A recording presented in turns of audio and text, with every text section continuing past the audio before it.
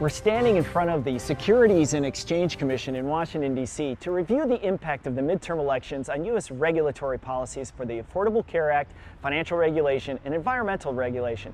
I'm Andy Bush, political and financial market strategist and host of the Engage radio show. Key takeaway: a unified Congress will slow the negative impact to business from the current aggressive regulatory environment. At this point, we now know that voters have decided that they didn't like the split Congress and have returned Republicans to the majorities in the House and the Senate.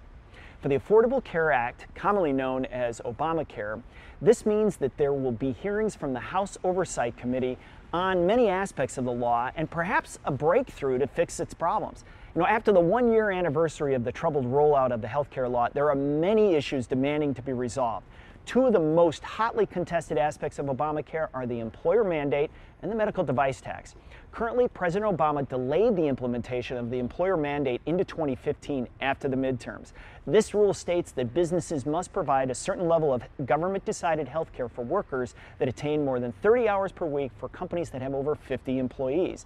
This rule negatively impacts those sectors of the economy that hire hourly, low-wage workers like restaurants, hotels, maintenance, and cleaning services.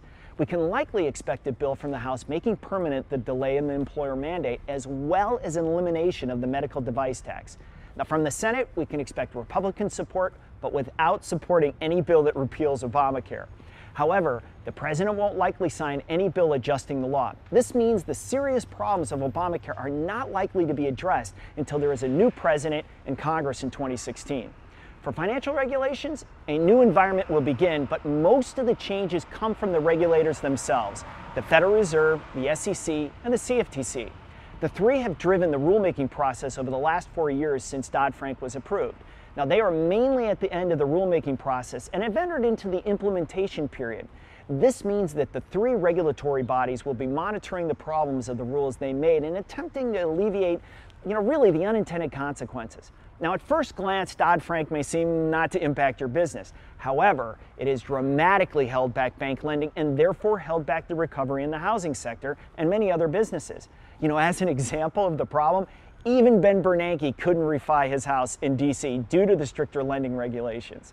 Another area of concern will be the harmonization of financial regulations with other countries, not only financial institutions, but also for end users employing hedging strategies with derivatives like interest rates and commodities and currencies. European regulators and U.S. regulators have different definitions of things like counterparties, end users, and exchanges that may lead to a financial regulatory trade war if the two sides can't agree and compromise. And in the area of not compromising, the Democrats and Republicans have been very far apart when it comes to the EPA, or Environmental Protection Agency's rule on CO2 emissions. The EPA wants to finalize its proposed existing source performance standards regulating power plant greenhouse gas emissions by June of 2015, with compliance starting in 2020. A unified Congress, Republican Congress, will attempt to slow the regulatory process down via oversight hearings on the EPA and the rule. Now, wrapping this up, Republicans will try to slow down implementation of all new regulations and lighten the costs. I'm Andy Bush.